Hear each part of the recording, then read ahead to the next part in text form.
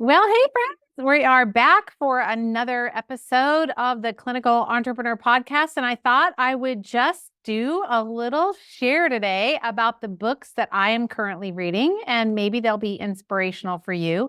I'll kind of give you a little bit of a backstory why I've been down a little bit of a rabbit hole, and for good reason. I'll talk more about that in a minute. But I'm a big fan. I love audiobooks because I tend to not want to sit still long enough to be able to read a paper book, although I love paper books and I have a lot of them. But this is kind of how I roll with books. There are a few books that have been life-changing for me, whether in business or personal, all the things relational, parenting, grandparenting, as it is for me now. But there are some books that are so transformational that when I listen to them on audiobook, I can do that while I'm, making dinner or on a walk or just, fussing around or sitting around in the evening. And I love that. But when there is a book that moves me deeply, then I will buy the paper copy. And I learned this trick when I got Audible years ago. And that's how I do it. So I only buy books now, paper books, that are important to me and I want to keep them. I cannot tell you how many, well, I can say hundreds, easily hundreds, probably well over 500, 600 books that I have gifted back to like a local library or somewhere where they could be reused again because I just read them once or I kind of skipped through them and I went, meh, it's fine. There was a few little things in it, but not worth my time. Most books are like that. So I've been able to pare down my physical library of books to have the ones that only are the ones that I know that I'm going to pull out and I need to like physically see. Because there's some things, for instance, a good example would be Sally Fallon's books. I love those books and I keep them. They're big, they're thick, they're heavy. But if I'm looking for a recipe or I'm looking for something specific about, butter or ghee or, bone broth or something, I don't want to have to fumble through an audiobook. That's where the physical books, I kind of weigh it like that. So these books, I'm going to go over with you my current kind of reads or ones that I've just recently finished. And I'll let you know why I'm reading them, kind of what my point or purpose is. And then hopefully they may be inspirational for you too. So when I say read, I'm talking about Audible. I'll tell you the ones that I have in paper. So truly, my most recent Audible read was a book called What My Bones Know. Now, it's an odd title, and it was referred to me by a friend and a patient. And at first I thought, oh, that sounds good. That's going to be great. It's going to have great information. What my bones know. I'm thinking about, what's the DNA? What's this new research? What my bones are going to tell me? What kind of clinical information am I going to get out of my bones? And so I was excited about reading it. She said, oh, it's such a good book. You're going to love it. I said, great. Well, it was not what I thought, but it was so good that I won't order the paper copy, but it was so good to read. And I'll tell you why I loved it. I think that my friend knew that I would love it, not for the reason I thought I would love it. The reason that I loved it is it's a story about human triumph. It's a story about a young woman who was severely abused by her parents, severely. So the first little bit of it is a bit hard to get through, but it has a really happy ending.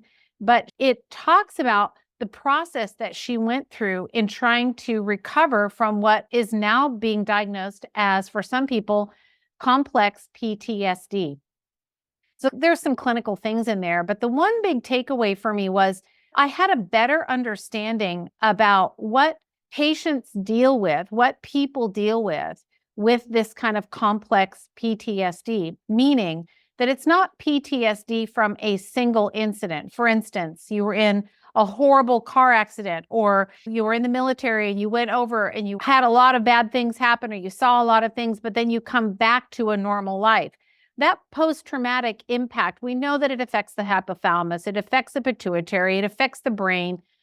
But complex PTSD, which is what this young woman had, complex PTSD happens when there has been severe childhood trauma. And it literally alters the way that the individual perceives themselves in life, with business and work and relationships, and it just completely changes the brain. And as I was reading it, I thought back about, patients that I've had over the years. And honestly, I think why can you not just like be okay with making a mistake or be okay that you had an argument with your spouse? It doesn't have to be the end of the world.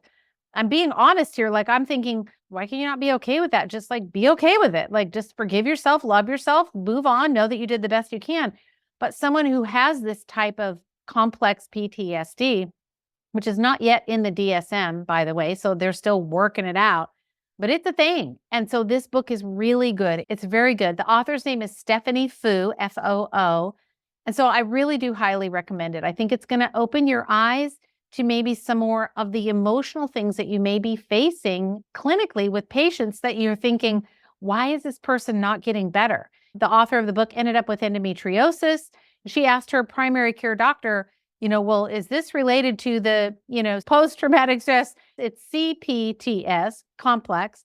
She said to her primary care doctor, is this related to it? And her primary care doctor said to her, don't talk to me about your mental health issues. Go talk to the other professionals. I don't know. Heartbreaking, heartbreaking. So there was some hard parts of the story, but such good. So it was good clinically, and it was also good, like emotionally, just helped provided more context. So the second book, which is interesting because I literally just finished this one again, and then What My Bones Know came back to back. So I'm like, okay, there's something I'm supposed to be learning here. And it's an old book that I've had, and I have several paper copies of this. I would never be without this book. I use it clinically probably every week. I would refer to it. It's called Feelings Buried Alive, Never Die. The author's name is Carol Trueman. It's with a K, Karol. The book itself, you should read it. If you've never read it, definitely buy the hard copy. I can tell you this is one that you're going to want. The book itself is good. It's good.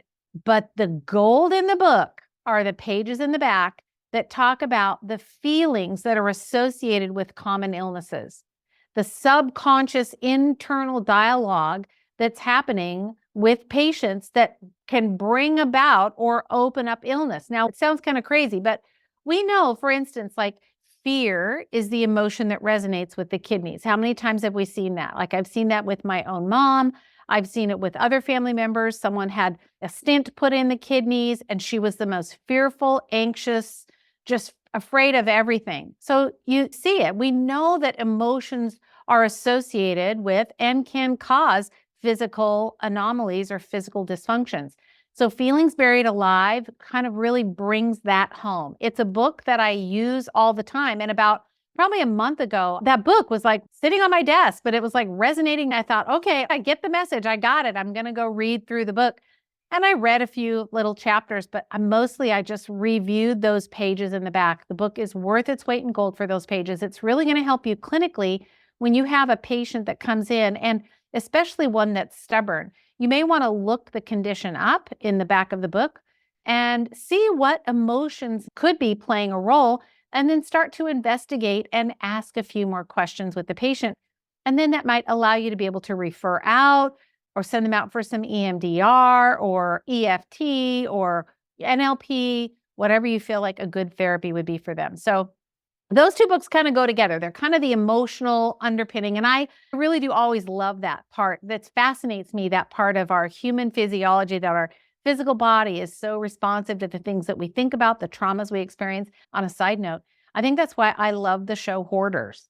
I don't watch it. I don't have cable anymore. I just got rid of it. But that's why I love that show, because I love understanding where the trauma came from. Why is there physical reality and maybe physical health? How did that get shaped because of a trauma, because of a situation that happened where something snapped and then their behavior changed? That's always super fascinating to me. Okay, now moving on. Recently, I just finished The Compound Effect by Darren Hardy. I've been a big fan of Darren Hardy for a long time. And The Compound Effect is one of those books that I have in paper copy. I actually have a signed copy by Darren Hardy. And so I treasure that one. But this book, I don't know, it's very oversimplified, but habit stacking. In other words, one thing that you do, the tiniest little thing, for instance, making your bed every day, or flossing your teeth every day, or making a commitment not to check your email for, the first 30 minutes of your workday, whatever it is, but it's about the compounding effect of building in good habits into your life, into your business to exponentially increase your output, your satisfaction with life, etc. It's a book well worth reading. The Compound Effect by Darren Hardy. It's an older book, but it's a good one. Another one that I just finished a couple months ago is called The Big Leap. I read this one every single year. I've probably read this book, I don't know, maybe 5, 6 times, I think. And I love it. It's by Gay, G-A-Y, Hendricks. Gay Hendricks, The Big Leap. It has a fishbowl on the front. It's blue with a fishbowl and a goldfish. And it's all about the ceiling or the limiting beliefs that we put on ourselves that keep us from achieving what we want. And one of the examples that he uses in the book is, imagine if your parents both worked really hard and together you're growing up and, you didn't have much. You weren't middle class or maybe lower middle class where, you had what you needed, but there wasn't a lot of extra and Christmas was kind of skimpy, but you just saw, you had a great home and parents worked really hard and they put you in sports and they sacrificed and they maybe took on an extra job to make enough money. And so then here you are, you become, in my example, you become a practitioner, you go to school, you're the first one in your family that's graduated at a postgraduate degree, and you start your business and you start making money. But you hit this money limit and then you start getting successful, and then something happens and it sabotages. And you think, why can't I get past this certain income level? Maybe your parents only made, $100,000 between the two of them for the whole year. And as soon as your income hits $120,000 a year, just use my example, all of a sudden, then something happens and the income drops. That's because of these beliefs that we have about that we're either not worthy. And he goes through all of these different kinds of beliefs in the book. It's really, really good. It's well worth the read. And it will help you see, may not be money related. It could be related to your physical health or relationships. You can apply it in all kinds of different ways. But it is an excellent, excellent book. I've read it every single year for many years now. It's always at the beginning of the years when I always read it in the first quarter or so of the year. So The Big Leap by Gay Hendricks. And then another one that I love that I read once and I'm about to read it again. So this one's next up on the list is The 10X is Easier Than 2X. And, I love business books. I love clinical books and business books. And I probably like you, my daughter keeps telling me, Mom, you got to get out of your head and read some fiction once in a while. And I keep saying I'm going to do it, but I just haven't done it because I love these kinds of books so much. But this one's called 10X is Easier Than 2X. It's by Dan Sullivan. Anyway, I'll link it in the show notes. I'll link all these in the show notes for you. So 10X is Easier Than 2X. It talks about time, about freedoms, about having these 4 freedoms in your life that allow you to grow faster in a shorter amount of time by focusing on quality versus quantity. And the 4 things that he talks about in the book are time, money, relationship, and purpose. And I've perused this book before, but I'm really excited to listen to this one. I have a feeling that this is probably one I'm going to want in a paper. I have The Compound Effect in paper, Feelings Buried Alive paper, The Big Leap paper. I'm pretty sure that this one I'm going to want in paper, but I have my rule. I always listen to it on Audible first. So 10X is Easier Than 2X. So I'm excited about that one. And then the last one I'm going to give you is called Clockwork. This one, again, I have a paper copy and I read it every year. And it's about time for me to pull this one back off the shelf. So when I get finished with 10X, I'm going to be reading Clockwork. So if you want to join me, go get those 2 books. Get them on Audible or if you want to buy them paperback. But that's what I'm going to be reading. And Clockwork is great because it's really about building an efficient business. Do you get the theme here? I can't get off this. I love business. But it's about building an efficient business by leveraging your team, by doing less, but getting more done so that you are physically doing less, but you're leveraging people around you to help you build and scale a business, and you are working less. You're doing less of the things because you've created a structure in your business that allows you to get more done. So it also is a really great book. In fact, some of the ideas in the book I incorporated into Clinical Business Academy because I loved them so much. So, one book is never the one thing. I mean, how many times have we done that? We read a book and we think, okay, that's it. I'm going to follow it up. And then it just peters off. We don't, because we either don't have the accountability, the discipline, the knowledge. It feels overwhelming.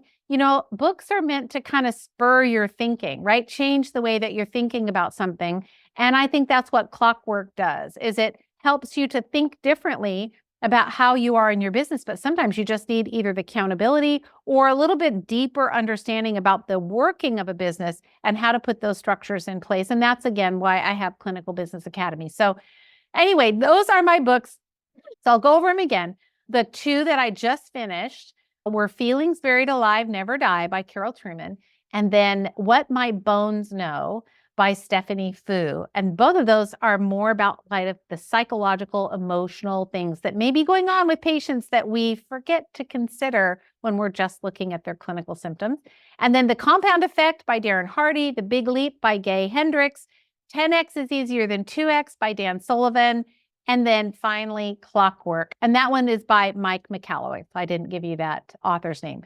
So I would really suggest that's just what I'm reading. I had somebody ask you a question a while ago and I thought, oh, this would probably be a good podcast. So I hope these are helpful for you. They're just what's up for me, but I'm always reading something. I try and get through about 20 books a year. Sometimes I do more than that, but I try and get through 20 books a year. What My Bones Know, I honestly did that one in about, I hate to say it, but I did that one in about less than 48 hours. And the reason was it was so compelling to me. And what happens with me when I have a book like that, that's just like touching my soul, I woke up in the middle of the night thinking about it. And don't judge me, but instead of laying there and making myself go back to sleep, I turned on my audiobook and listened for it 2 hours in the middle of the night. Because I just wanted to hear. And then I ended up falling asleep while I was listening to it. So I woke up in the morning, figured out where I was, and then listened to it and finished it up. So it really was a great book. So I hope these are inspirational for you. If you'd like to join me in Clinical Business Academy, of course, you can do that, rondanelson.com/CBA. Or if you just want more, info about what we're doing, what I'm up to, and how I have committed my life's work to helping you as a practitioner be able to scale your business and serve your patients better clinically, you can always get on my email list. Just go to rondanelson.com/join. All right. Take care. I'll talk to you next week in the Clinical Entrepreneur Podcast.